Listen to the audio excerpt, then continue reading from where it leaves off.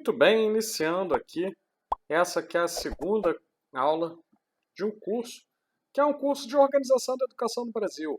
Ele é inspirado nas aulas que ministro há alguns anos, desde a iniciativa privada, em algumas faculdades, como a Universidade de Cândido Mendes, Estácio de Sá, conforme fiz até 2009, quanto na Universidade Federal Fluminense.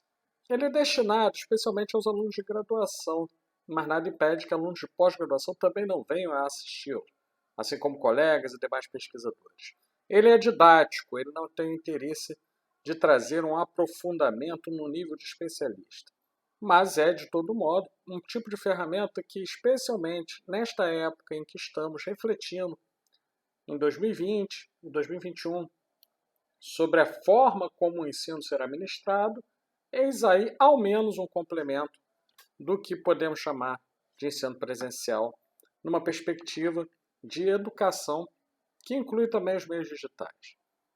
Assim, dando sequência ao que foi dito na primeira aula, na qual introduzi uma perspectiva que é uma perspectiva que aborda principalmente a mediação jurídica e política da educação nacional e, por assim dizer, da organização da educação no Brasil, iremos hoje tratar mais especificamente do que diz respeito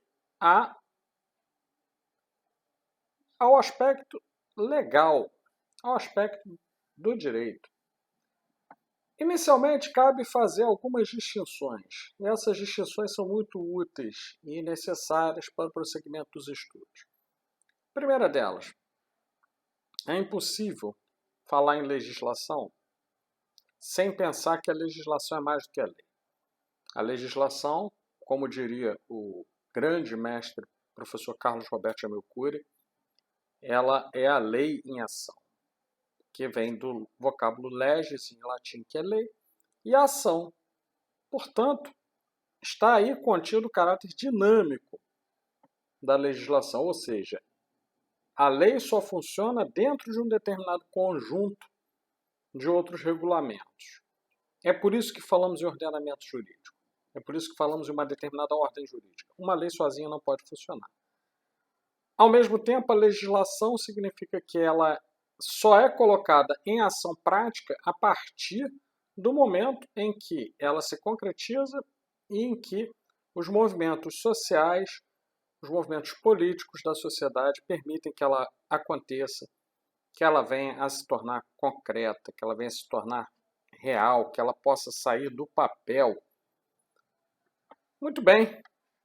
Se eu falo de uma interface jurídica e também política, eu não poderia deixar de dizer o que estou entendendo por política.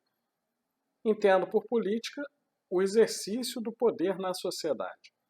Na descrição do vídeo vocês poderão ver link para alguns livros que escrevi e artigos que tratam do assunto. Mas a minha definição de política, que eu poderia ficar aqui citando uns 300 autores diferentes, com definições diferentes, ela é uma definição ampla o suficiente para que não entre em grandes divergências e, ao mesmo tempo, ela é precisa bastante para que não nos percamos. Então, quando eu estou falando de política, eu estou falando da forma de exercer o poder em sociedade. É diferente do que algumas outras visões terão.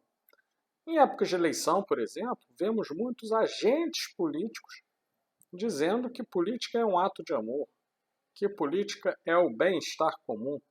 Fazer política é zelar pela administração pública. Eu não duvido que em alguns momentos isso não ocorra.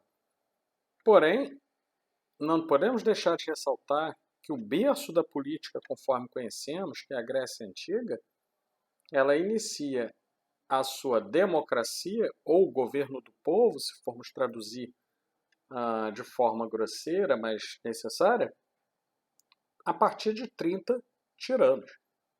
Então, a política, senhoras e senhores, nada mais é do que o jogo de interesses.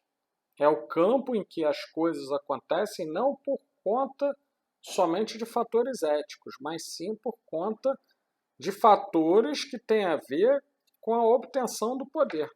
Nada mais do que isso. A política é o campo dos interesses e dos interessados. E por isso, eu posso afirmar com alguma propriedade que não existe política feita sem visar um interesse específico. Não existe nada gratuito em matéria de política.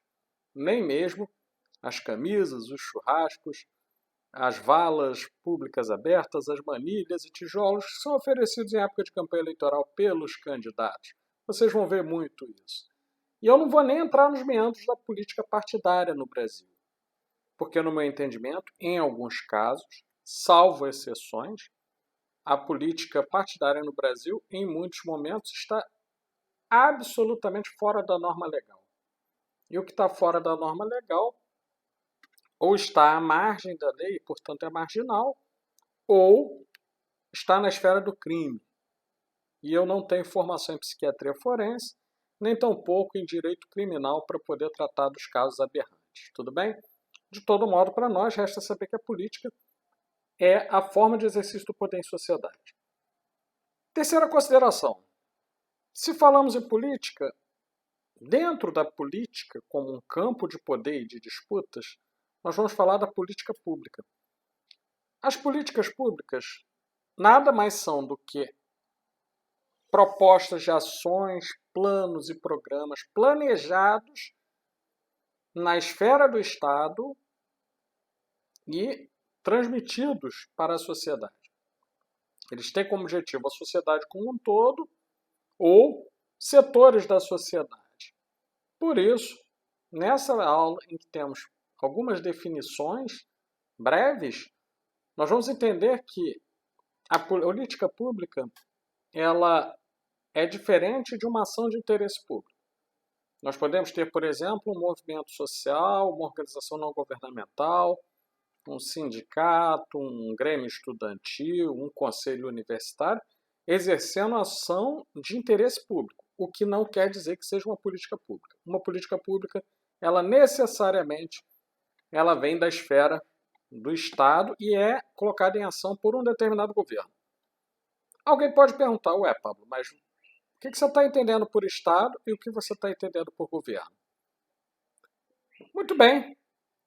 O Estado, nessa concepção que eu trabalho, nada mais é do que uma entidade, por assim dizer, né, um ente da realidade, que está acima dos indivíduos e dos grupos e que, ao mesmo tempo, ele estabelece o que é público e o que é privado. Ao mesmo tempo, ele estabelece o que é o direito. O Estado, ele é o que o famoso Thomas Hobbes já chamou, ele é criado para a proteção do próprio homem, de acordo com Thomas Hobbes. E ele vai comparar isso ao monstro bíblico chamado Leviatã, o qual era composto, entre outras coisas, pelos cadáveres dos inimigos que eram mortos e absorvidos pelo seu corpo gigantesco. Ora, o Estado, na concepção que vamos trabalhar e na modernidade, no Brasil especialmente, nós vamos associar o Estado à administração pública. O Estado é a máquina pública. É ele quem opera as políticas. É o Estado quem cria os cargos da administração pública e divide a sociedade em áreas a serem administradas. Educação, saúde, segurança pública, saneamento, segurança pública. E podemos pensar em outros, inteligência, estratégia, defesa, infraestrutura, transporte, alimentação, moradia. E isso ocorre como uma contrapartida de nossos impostos. Não vou entrar nessa seara ainda, porque teríamos que falar de elementos de direito tributário, que não é o objetivo de nossa aula. Quem quiser entender melhor o que acontece com os nossos impostos e por que temos a sensação de que eles não retornam, eu sugiro que leiam o Código Tributário Nacional. E ali tem bastante coisa. Só vou dizer uma que nos coloca numa posição de entendimento.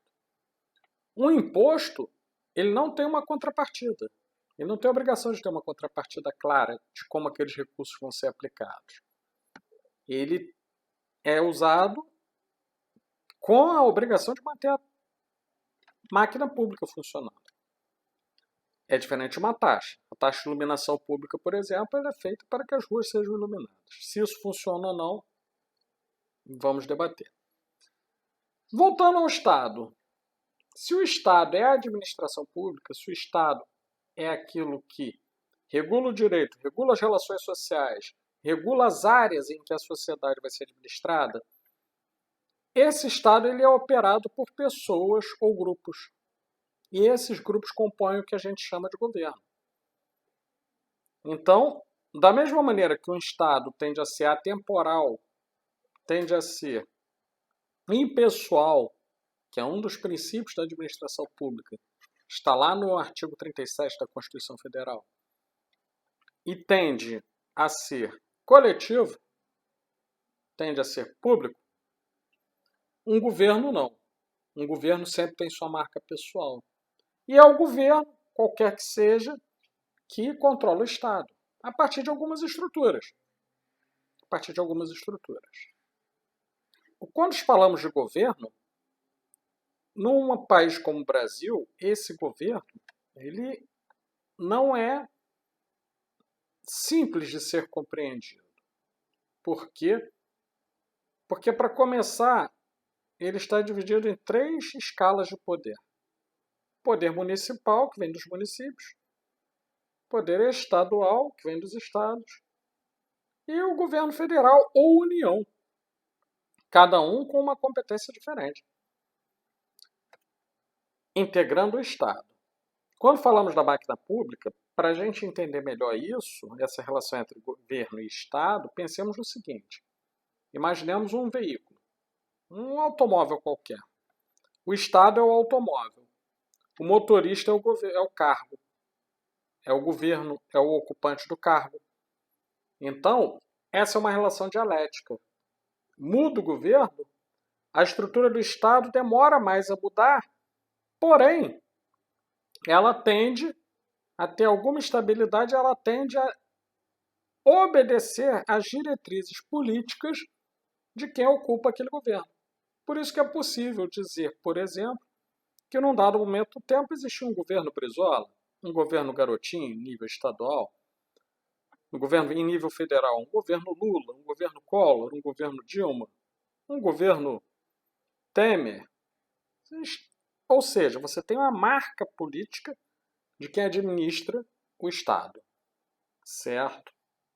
Voltando à questão das políticas públicas, então, um governo sempre inicia uma política pública, mas não necessariamente uma política pública vai ficar restrita ao âmbito daquele governo.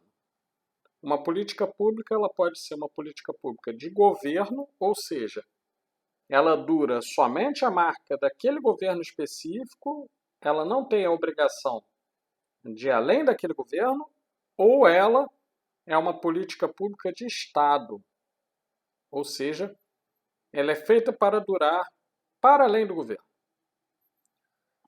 Podemos ainda dividir as políticas públicas em duas chaves de interpretação.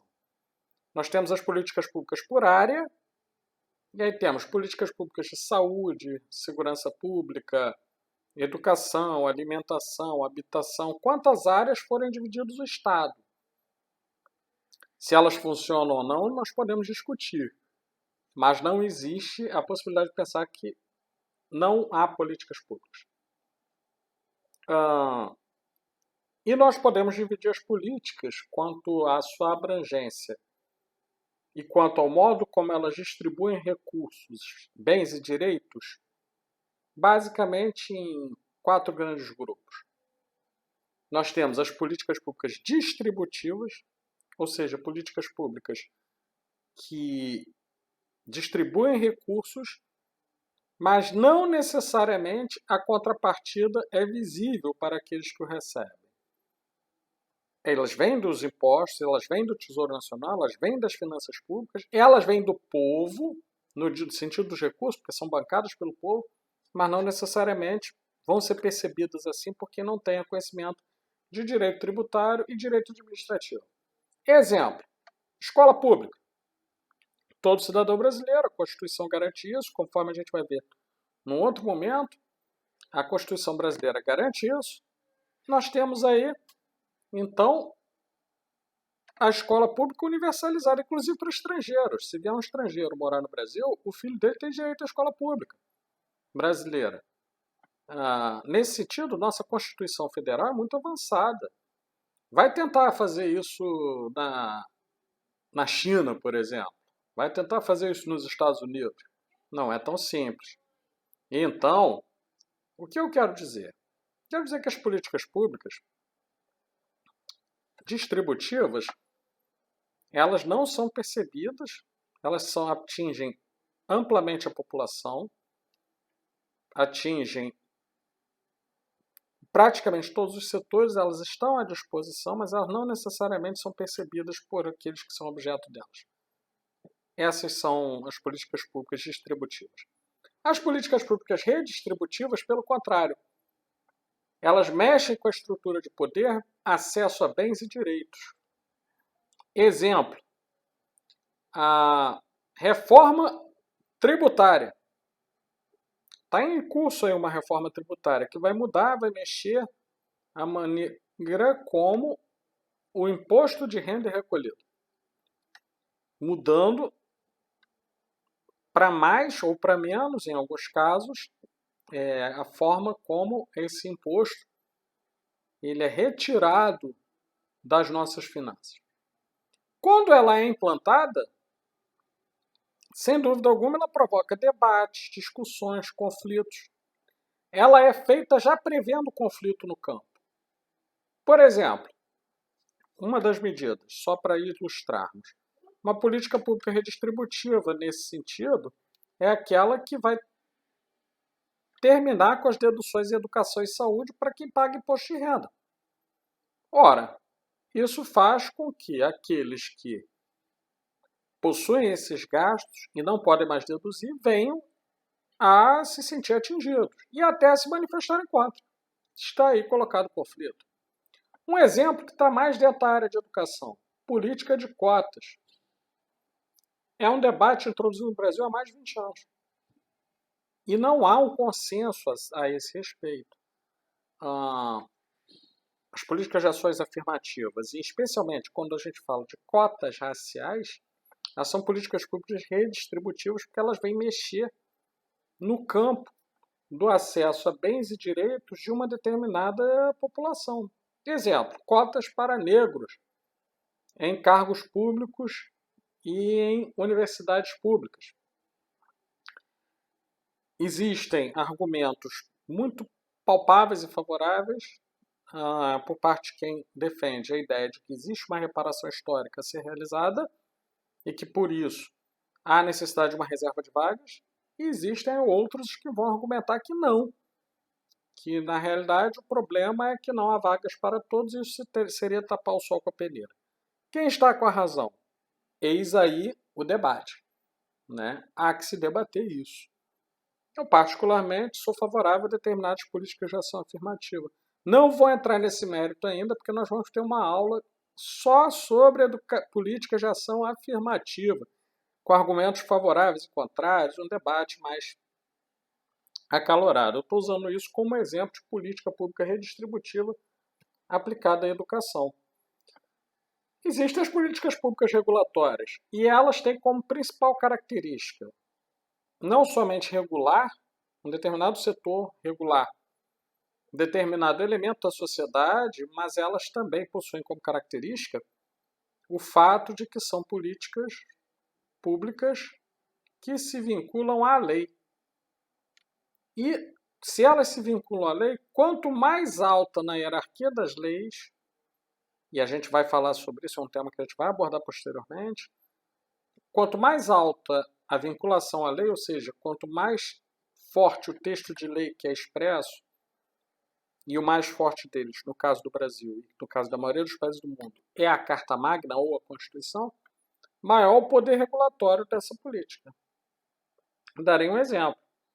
A Constituição Federal, ela atribui, no que tange à educação, a uma lei específica essa função regulatória da pasta da educação, que é a Lei de Diretrizes e Bases da Educação, Lei 9394 de 96, criada em 20 de dezembro de 1996.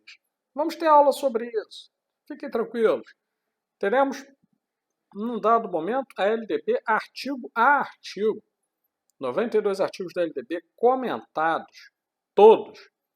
Né? Isso aí para a galera não só que está estudando a OEB, mas para a galera que amanhã depois pretende fazer um concurso, me parece que é algo que o pessoal deve prestar atenção, hein?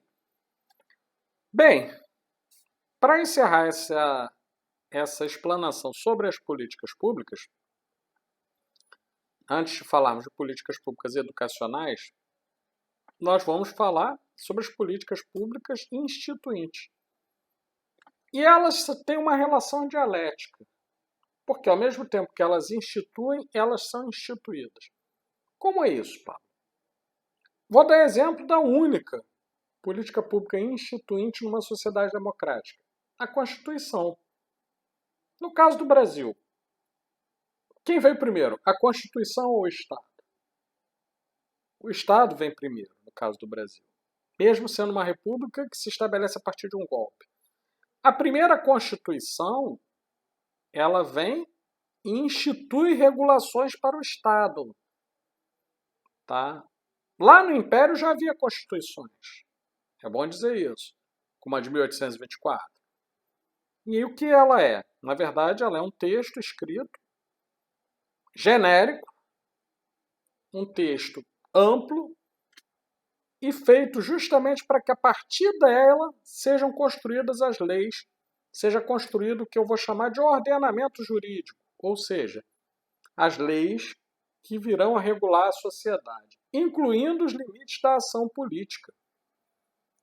A Constituição Federal atual no Brasil, que é uma política pública instituinte poderosa, ela é chamada de Constituição Cidadã, até pelo fato de que ela tem uma diretriz progressista e ela vem a trazer muitos avanços no seu texto. Ela vem a trazer, no âmbito das suas conquistas, no âmbito das suas lutas, no âmbito daquilo que existe nela, uma série de avanços, e avanços muito poderosos, que não podem de forma alguma ser descartados. Bem, mas antes de chegarmos à Constituição, falemos de políticas públicas educacionais. Políticas públicas educacionais nada mais são do que ações intencionais geradas na esfera do Estado e que visam atingir a educação, seja como um todo, seja em parte. Como assim? Elas também têm vários âmbitos, vários níveis. Podemos ter políticas públicas educacionais num município, políticas públicas educacionais estaduais ou federais, de âmbito nacional. Assim como as demais políticas públicas, elas podem ser distributivas, redistributivas ou regulatórias, elas podem ser políticas públicas de Estado, quando se incorpora ao ordenamento jurídico daquela esfera de governo para a qual foram criadas, ou políticas públicas de governo. E saber essas distinções nos ajuda muito a entender o que acontece na organização da educação no Brasil. Por isso, tendo em vista essas definições iniciais, penso que estamos prontos para avançar para o próximo ponto. No próximo ponto, nós vamos falar da Constituição Federal. A Constituição Federal como a política pública mais forte em todas as áreas do Estado, mas nós vamos dar uma ênfase. A ênfase está nos artigos 205 a 214 da Constituição Federal que tratam da educação. Então, não percam, tá? Não percam a próxima aula, porque ela introduz a Constituição Federal nas suas principais características e nós vamos comentar os artigos que vão de 205 a 214 com a redação mais atualizada, de maneira a podermos entender um pouco melhor a que ela se refere. Muito bem, pessoal. Estamos encerrando essa segunda aula, do nosso curso de Organização da Educação do Brasil, e eu não poderia deixar de manifestar a minha homenagem àquele que foi um grande amigo, um companheiro de luta, de ideal, companheiro também na labuta, na Universidade Federal Fluminense, professor Jorge Nassim Vieira Najjar, que fez a passagem, ele veio a falecer, e quero deixar registrado os meus sentimentos de homenagem, de admiração por esse grande educador que fará muita falta por aqui. Esteja onde estiver, Jorge Najjar, você será lembrado por tudo que você fez nas lutas por uma escola mais democrática, mais plural e por uma educação mais justa nesse país. A sua partida nos deixa esperançosos de que tenhamos, então, dias melhores, tenhamos uma educação melhor para esse povo tão sofrido que é o povo brasileiro. Muito obrigado a todos. Até a próxima aula. Não se esqueçam, curtam, compartilhem, se inscrevam no canal, ativem o sininho das notificações para ficarem ligados, porque a todo momento teremos novidades, teremos assuntos interessantes aqui. Eu sou Pablo Silva Machado Bispo dos Santos, professor da Faculdade de Educação da Universidade Federal Fluminense, atuando na graduação, em todas as licenciaturas, com a disciplina de Organização da Educação do Brasil, e atuo também no programa de pós-graduação em Educação, dando aulas no mestrado e no doutorado. Tenho diversos orientandos em ambos os níveis. Atuo também na especialização em Finanças, do Núcleo de Estudos Empresariais e Sociais, e lidero o grupo de pesquisa em políticas públicas e em instâncias de socialização. É um prazer, uma honra e um privilégio estar com todos vocês, e até a próxima.